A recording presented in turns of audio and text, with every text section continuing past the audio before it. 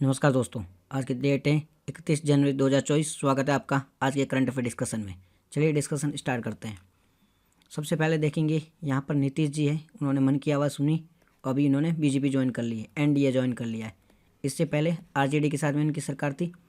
तो ये तो इनका ऐसा सब कुछ होता रहता है, ये पूरी पॉलिटिक्स है, इसमें हम पढ़ेंगे नहीं। जब चाहेंगे इधर जाएंगे, कभी जाएंगे इधर जाएंगे। पिछले 9 सालों में ये 5 बार ऐसा कर चुके हैं। कभी इन्होंने एनडीए ज्वाइन किया तो कभी आरजेडी और यूपीए ज्वाइन किया। इस प्रकार से किसी भी हालत में इनको सत्ता चाहिए, तो इसमें हम पढ़ेंगे नहीं। चलते हमारे पहले आर्टिकल की ओर। हमारा जो पहला आर्टिकल है वो है नाइट्रोजन हिपोक्सिया के बारे में, हाइपोक्सिया के बारे में, नाइट्रोजन हाइपोक्सिया के बारे में। न्यूज़ में क्यों है नाइट्रोजन हाइपोक्सिया, इसका मतलब क्या होता है? अब न्यूज़ में इसलिए है नाइट्रोजन हाइपोक्सिया बिकॉज क्या हुआ है, संयुक्त राज्य अमेरिका यूएसए में अभी एक व्यक्ति को डेथ पेनल्टी की सज़ा सुनाई गई थी, मृत्यु दंड की सज़ा सुनाई गई थी। तो मृत्यु दंड देने के लिए उसको फांसी की सज़ा दी गई। तो अभी जो फांसी का तरीका है ना, वो वहाँ पर चेंज कर दिया गया। वहाँ पे क्या किया गया है, एक व्यक्ति को ये जो नाइट्रोजन का जो मास्क होता है ये पहनाकर फांसी की सज़ा दी गई है। इसमें क्या होता है, एक व्यक्ति होता है जिसको फांसी की सज़ा सुनाई जाती है ना, उसके हाथ पैर ऐसे बांध के फिर उसे है ना ऐसे मास्क पहना दिया जाता है। इससे क्या होता है, वो व्यक्ति पहले ऑक्सीजन ले रहा होता है, पर ऑक्सीजन की जगह वो क्या लेगा, मास्क इस पर लगाया तो वो ऑक्सीजन तो ले नहीं पाएगा, तो वो लेगा नाइट्रोजन को ले जाए, उसके पूरे शरीर में नाइट्रोजन घुल लेगा तो वो मर जाएगा। ऑब्वियस है कि बिना ऑक्सीजन के अगर नाइट्रोजन जाएगा तो वो ख़त्म हो जाएगा तो बस उसको डेथ पेनल्टी। तो पूरे जो वर्ल्ड है ना, उन्होंने आलोचना की है कि ये जो है वो गलत है, इस प्रकार की सज़ा नहीं सुनाई जानी चाहिए।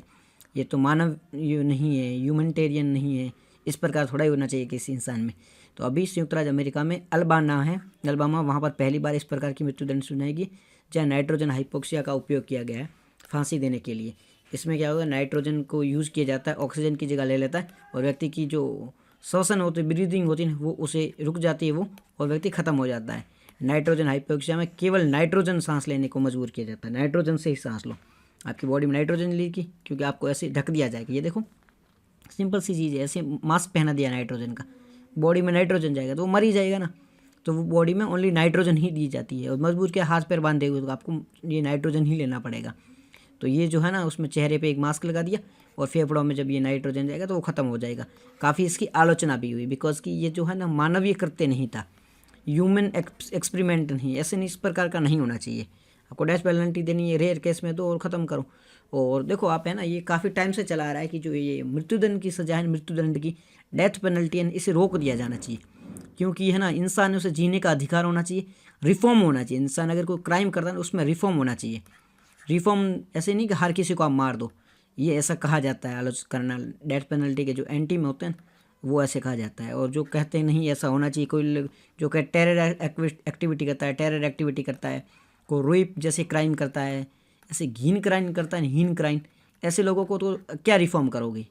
जो आदमी दिमाग से ख़त्म ही हो चुका उसमें रिफॉर्म नहीं किया जा सकता। तो उनका कहना है कि नहीं, डेथ पेनल्टी ज़रूरी है।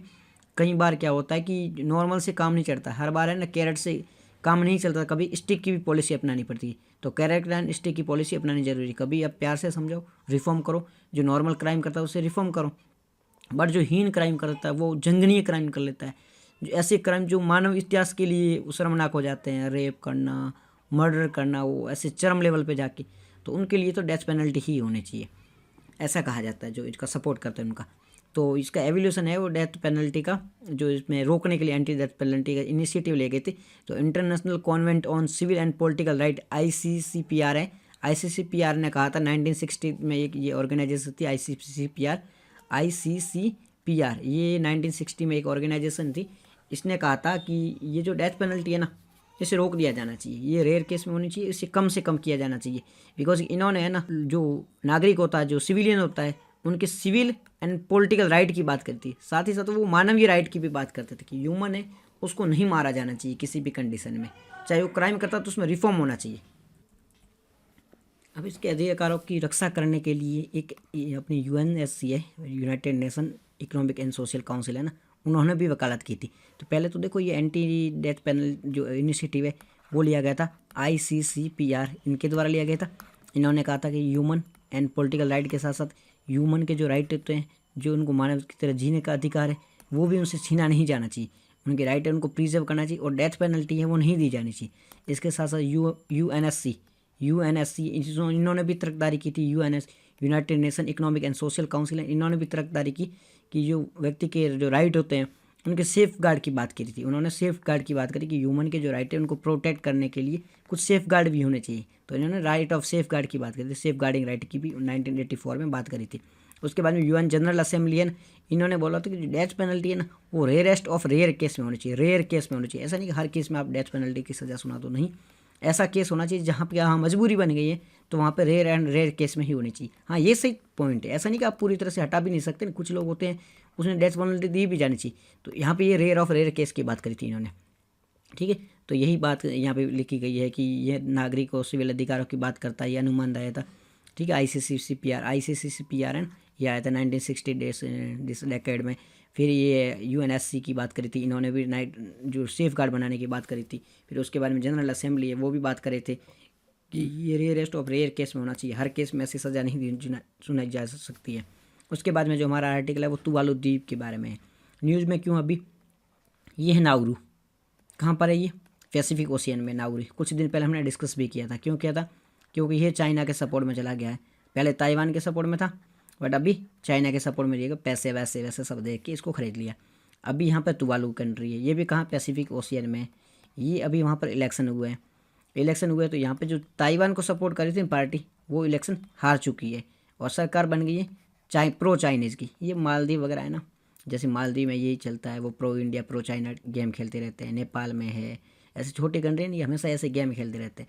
तो यहाँ पे भी सेम हुआ है, यहाँ पे अभी इनकी सरकार हार चुकी है, जो यहाँ पे बात करते थे ताइवान की, और सरकार जीती किसकी है, वो जीती प्रो चाइनीज़ की। तो ये तुवालू कंट्री यहाँ पे टेंशन है कि ये भी चाइना के सपोर्ट में चले जाएगी, ताइवान का सपोर्ट छोड़ देगी। तो अभी इसकी लोकेशन हमारे लिए इंपॉर्टेंट लोकेशन है, ये पैसिफिक ओशियन में, ये पैसिफिक ओशियन, ये यहाँ पे ऑस्ट्रेलिया है, और ऑस्ट्रेलिया यहाँ पर ऊपर है हवाई द्वीप, उसके बीच में ये है, ठीक है। यहाँ पे इक्वेटर जाती है, इक्वेटर के साउथ में ये है। तो तुवालू द्वीप, तुवालू आइलैंड पैसिफिक ओशियन में, कहाँ पर है, पैसिफिक ओशियन में, कहाँ पर है ये, पैसिफिक ओशियन में। तुवालू द्वीप कहाँ है, पैसिफिक ओशियन में। ये एक आइलैंड कंट्री है, यहाँ पे 9 आइलैंड है, ठीक है, 9 आइलैंड है और ये एक आइलैंड कंट्री है, 9 आइलैंड है और एक आइलैंडी कंट्री है, ठीक है। इसकी कैपिटल कहाँ है, यहाँ पे वाईकू में इसकी कैपिटल है, ठीक है। ये रही, ये वाईकू, इसमें नीचे यहाँ पे इसकी कैपिटल है, ठीक है। तो ये पूरा इसके बारे में लोकेशन देख लो इसकी, कि तुवालू है, ताइवान को सपोर्ट देने वाले सरकार हार गई है, तो चाइना वाली है तो वो वहाँ पे जा सकती है, इसलिए न्यूज़ में ऊपर ये नायरू जो हमने कुछ टाइम पहले न्यूज़ में देखा था, ये तुवालू है, ठीक है।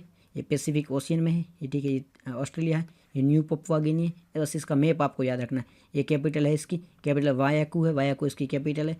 एक आइलैंड कंट्री है, 9 आइलैंड से बना हुआ है, यहाँ पे इक्वेटर जाती है, ठीक है, ठीक है। और पैसिफिक रिंग ऑफ जो है ना, पैसिफिक आइलैंड फॉर्म, उसका भी पार्ट है, पैसिफिक आइलैंड फॉर्म है उसका भी ये पार्ट है, जो अभी हम लोकेशन में देख ही रही है। तुवालू कंट्री ये रहे, देखो तुवालू ये रही कंट्री है, ये इसकी लोकेशन है।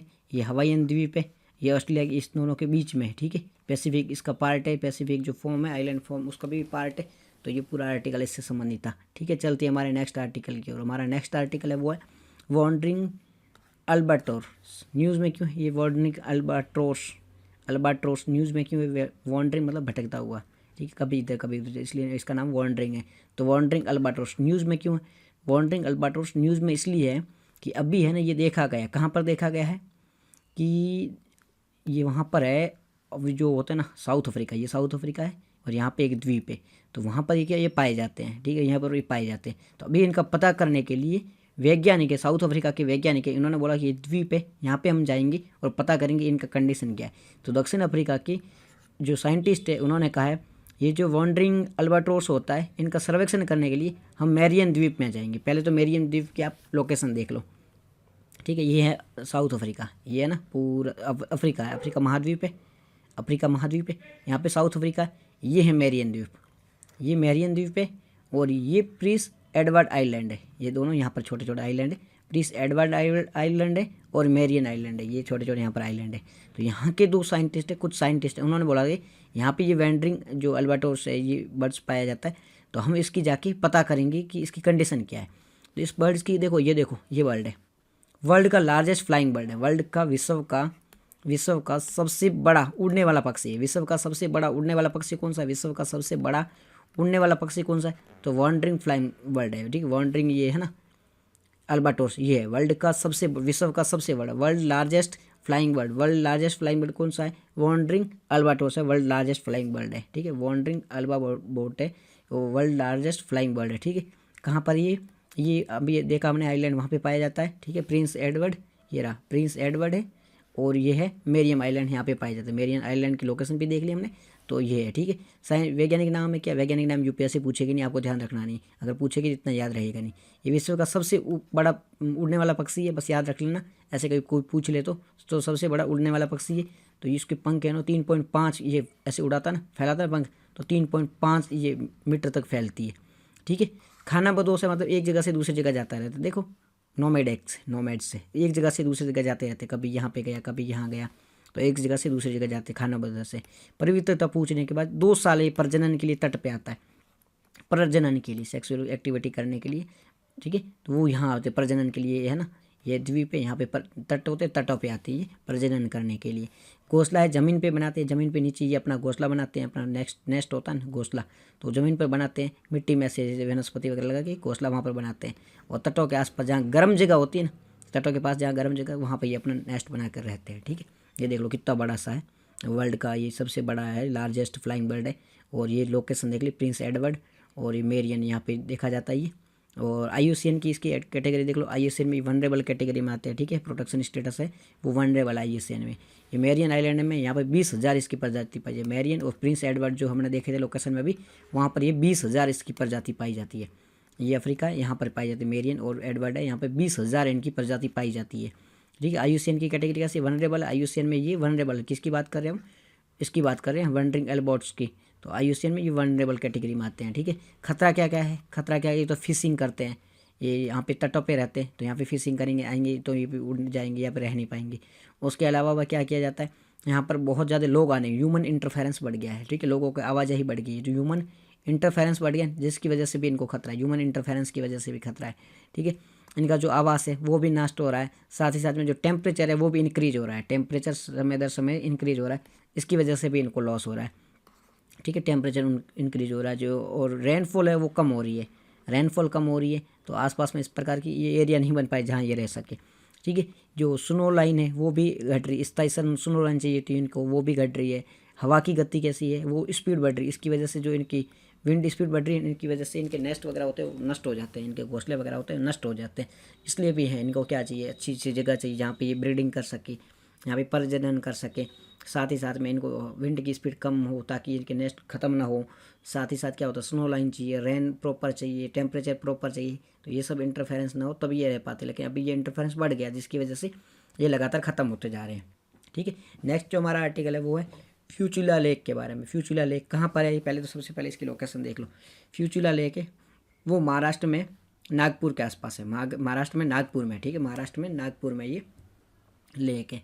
ठीक है, न्यूज़ में क्यों है, अपने सुप्रीम कोर्ट ने कहा है कि ये गवर्नमेंट और मेट्रो कंस्ट्रक्शन वगैरह उनको कहा है कि इसके आसपास आप कंस्ट्रक्शन मत करो, बिकॉज कि ये काफ़ी इंपॉर्टेंट लेक है और तीनों ओर से इसकी है ना जंगल है, तो इसको अभी कंस्ट्रक्शन आसपास में वो रोक दो।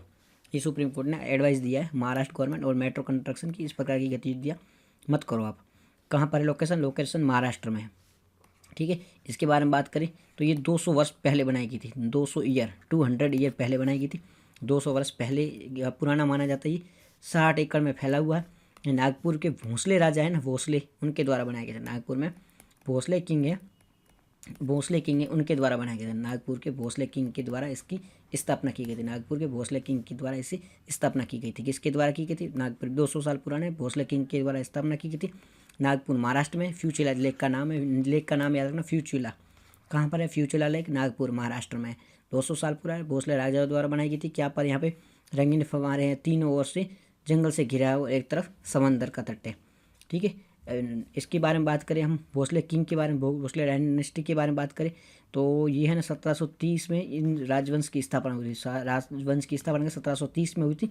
रघुजी भोसले इन्होंने स्थापना की गई थी। स्थापना कब हुई थी? स्थापना ओरिजिन कब है इनका? 1730 में रघुजी भोसले द्वारा स्थापना की गई थी। रघुजी भोसले द्वारा इस वंश की स्थापना की गई थी। तो रघुजी भोसले के द्वारा, बरार के रघुजी भोसले, उनके द्वारा 1730 में इसकी स्थापना की गई थी। शिवाजी इनके इम्पोर्टेंट से मेंबर है। इंपॉर्टेंट मेंबर की बात करें तो शिवाजी है ना, छत्रपति शिवाजी, सब जानते हो छत्रपति शिवाजी जी। छत्रपति शिवाजी महाराज है, वो जो महाराष्ट्र साम्राज्य है, मराठा साम्राज्य, उनके संस्थापक भी है और ये इनके इम्पोर्टेंट मेंबर है। राजवंश है ना, तो ये सतारा पर इन्होंने शासन किया था। साहू प्रथम के शासन काल में इन्होंने, के बाद में ये सतारा के पास शासन किया, बाद में साहू आ गए तो ये बाद में इनके पास चला गया पेशवा। उसके बाद में पहले ये सतारा इनके पास में था। भोसले 17 से 18 शताब्दी में तंजावुर है, नागपुर है, कोल्हापुर में इन्होंने शासन किया। तंजावुर के जो भोसले हैं ना, वो शिवाजी की भाई थी वेंका जी।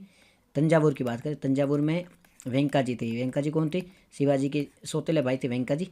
इनके जो वंशज थे ना, उन्होंने तंजावुर में शासन किया। तंजावुर की बात करें, तंजावुर, तो वहाँ पे शिवाजी के सौतेले भाई थे ना, क्या नाम था? वेंका जी। इनके जो परिवार वंश, इनके वंशजों ने वहाँ पे शासन किया। और ये जो शिवाजी के भाई, शिवाजी के बेटे थे ना, संभाजी और राजाराम, इन्होंने शासन कहाँ किया? इनके वंशज ने शासन कहाँ किया? नागपुर और कोल्हापुर में। तंजावुर शिवाजी के भाई के वंशज ने, तंजावुर शिवाजी के भाई के वंशज ने, भाई के वंशज ने। और नागपुर और कोल्हापुर में, नागपुर और कोल्हापुर में इनके जो पुत्र थे ना, उनके वंशज ने, शिवाजी के वंशज संभाजी और राजाराम ने। 1818 में तीसरे जो मुगल युग आंग्ला मराठा युद्ध हुआ था, उसके बाद में ब्रिटिश की जो अधीनता इन्होंने स्वीकार कर ली और ब्रिटेन के तहत ये रहे थे। ठीक है। फिर 19वीं सदी में नागपुर, तंजावुर, सतारा सीधे ब्रिटिश शासन के अंतर्गत आ गया था। 1947 तक ये रियासत रही थी। कोल्हापुर रियासत रही थी, बाकी जो थे वो डायरेक्ट आ गए थे और ये विरासत बना के रखे थे। इन्होंने संस्कृति में बहुत ही ज़्यादा योगदान दिया था। तो ये भोसले डायनेस्टी के बारे में था। नेक्स्ट जो आर्टिकल है लाफिंग गुल के बारे में। ठीक है, लाफिंग गुल। तो सबसे पहले इसे लाफिंग क्यों कहा जाता है? बिकॉज की हंसती ना, हा हा हा ऐसी वॉइस जाती है, हा हा, जैसे हंस रहा हूँ वैसे इसकी वॉइस जाती है, इसलिए इसे लाफिंग गुल कहा जाता है। न्यूज़ में अभी क्यों? न्यूज़ में इसलिए है कि यह भी देखा गया है। कहाँ देखा गया है? हमारे एक कर्नाटक में डिस्ट्रिक्ट है जिसका नाम है कासरगोड़ा डिस्ट्रिक्ट है, वहाँ पे देखिए, कर्नाटक के कासरगोड़ा डिस्ट्रिक्ट में। ठीक है, कर्नाटक के कासरगोड़ा डिस्ट्रिक्ट में ये देखा गया है, इसलिए ये न्यूज़ में है। ठीक है जी, न्यूज़ की बात हमें समझ में आ गया। तो ये है कहाँ का? यहाँ पे देखा गया तो ये है कहाँ का? कासरगोड़ा में देखा गया। तो ये है क्या? कासरगोड़ा का है। कासरगोड़ा में देखा गया तो कि कासरगोड़ा का नहीं, कासरगोड़ा का नहीं है। ये दरअसल जो मोस्ट ऑफ देखने को मिलता है नॉर्थ अमेरिका में, साउथ अफ्रीका में, ठीक है, कैरेबियन आइलैंड है, वहाँ पर देखने को मिलता है। बट ये जहाँ सर्दी बढ़ती है ना, तो साउथ की ओर आ जाता है। अभी रहता है नॉर्थ अमेरिका में, रहता है यूरोप में थोड़ा बहुत, ज़्यादातर नॉर्थ अमेरिका में। यहाँ पे जो है ना पूरा पैसिफिक ओशियन वगैरह, यहाँ पे है ना अटलांटिक ओशियन वगैरह, तो कैरेबियन आइलैंड वगैरह वहाँ पर रहता है। बट ये सर्दियाँ ज़्यादा बढ़ती है तो ये नॉर्थ में आ जाता है, साउथ में आ जाता है। जैसे कि भारत में है, साउथ अफ्रीका में है, साउथ अमेरिका जो अफ्रीका कॉन्टिनेंट, वहाँ ये आ जाता है। तो अभी इस दौरान भारत आया था, तभी वहाँ पर देखा गया था। ठीक है, मध्य आकार के गल होते हैं, ठीक है, गुल होते हैं, और ये नाम इसका रखा गया, ये अपने लिए इम्पोर्टेंट है नहीं। अमेरिका में कैरेबियन तटों पर ये पाए जाते हैं। ठीक है, और ये हंसते रहते हैं, इसलिए इनको कहा जाता है। आवाज़ कैसी आती है? हा हा जैसी आवाज़ आती है, इसलिए लाफिंग गुल भी कहा जाता है। ठीक है, सर्वाहारी होती है, इनमें मांस भी खाते हैं और नॉर्मल जो होता है ना घास फूस, वो भी खा लेते हैं, तो सर्वाहारी होते हैं। आयुष्यन के लिस्ट कंसर्न में आते हैं। ठीक है, आयुष्यन की ये लिस्ट कंसर्न में आते हैं। तो ये पूरा आर्टिकल इससे संबंधित था। अब है आप होमवर्क में ये देख के आना वेंड्रिंग एल्बाट्रोस के बारे में, आयुष्यन के इसका स्टेटस, लिस्ट कंसर्न है क्या, तुवालू के बारे में देख लें, ये अटलांटिक ओशियन में है क्या, कोल्हापुर के बारे में बात करें, continue as the princely state until India independent 1947, Kolhapur की बात हो रही है। एक बार फिर से पढ़ लो आप, भूल मत जाना, ये कोल्हापुर की बात हुई ना। देखो यहाँ पे कोल्हापुर डायनेस्टी की बात हुई, तो कोल्हापुर है ना, वो स्वतंत्रता तक इंडिया रियासत के रूप में रहा था। तो बस ये यहाँ से देख लेना, बाकी आप अपने हिसाब से आंसर टिक कर देना। और कल का जो हमारा था, आधार कार्ड को एज ए प्रूफ यूज कर सकते हो, death certificate, date of birth के सर्टिफिकेट में नहीं, इसको जन्म सर्टिफिकेट के रूप में यूज़ नहीं कर सकते हो। तो ये फॉल्स आएगा पहला। दूसरा गोल्डन टाइगर, तो क्या ये टाइगर है वो कोज होता है वेरिस, मतलब इनमें जो रंग चेंज होता है वो जीन में परिवर्तन के कारण होता है। हाँ, ये जीन में परिवर्तन के कारण होता है। ज़ॉम्बी वायरस कहाँ, इसके नीचे रहते हैं क्या, फॉर्म प्रोस्टोटा रीजन, वहाँ, हाँ उसके नीचे रहते हैं, तो ट्रू है दूसरा भी। ठीक है, फिर ये होमवर्क में आप देख लेना नेशनल ग्रीन ट्रिब्यूनल के बारे में 2 स्टेटमेंट दे रखी है, आपको इनकरेक्ट देखनी है। ठीक है, इनकरेक्ट देख के आपको बताना है, ये ध्यान रखना करेक्ट है इनकरेक्ट है। फिर आपको ये देखना है कि वर्ड है यहाँ, इसको देख के आना है। फिर उसके बाद में कल का जो हमारा होमवर्क था वो है डूम्सडॉक डे। ये क्या होता है? डूम्सडे क्लॉक है, पृथ्वी कब खत्म होने वाले, इसके बारे में 1995 में क्लॉक बनाई गई थी कि अर्थ कब खत्म होगी, उसके बारे में बताया गया था। इसे डूम्सडॉक क्लॉक कहा जाता है। तो ये क्लाइमेट और न्यूक्लियर है ना, इसके कारण खत्म होगी, तो ये सही होगा। उसके बाद में जो हमारा होमवर्क था नाटो के बारे में था, तो इसमें नाटो में डिसीजन मेकिंग बॉडी है वो नॉर्थ अटलांटिक काउंसिल है क्या? जी हाँ, ये सही स्टेटमेंट है। उसके बाद में नई कंट्री को अगर आना है नाटो में तो क्या सभी मेंबर से स्वीकृति लेनी होती है? हाँ, तो सभी मेंबर से लेनी होती है। और टर्की फिनलैंड इसके मेंबर नहीं, टर्की तो इसका मेंबर फिनलैंड भी है। तो तीसरा स्टेटमेंट गलत है। आपको करेक्ट पूछा है ना, ठीक है, करेक्ट पूछा है तो आपको क्या करना है, सबसे पहले एलिमिनेट करना आना चाहिए। एलिमिनेट ये करना है कि तीसरा तो हमें पता डेफिनेटली गलत है, दोनों का नहीं पता है, तीसरा पता है गलत है, तो तीसरा यहाँ पे तीनों में गलत है, तो ये हो गया। या फिर पहला पता है तो पहला कहाँ का, 1 2 3, पहला है तो ये है, इसका मतलब ये गलत है। तो आपको ऐसे एलिमिनेशन आना चाहिए, ठीक है। तो आज की डिस्कशन में इतना था। Thank you very much for discussion.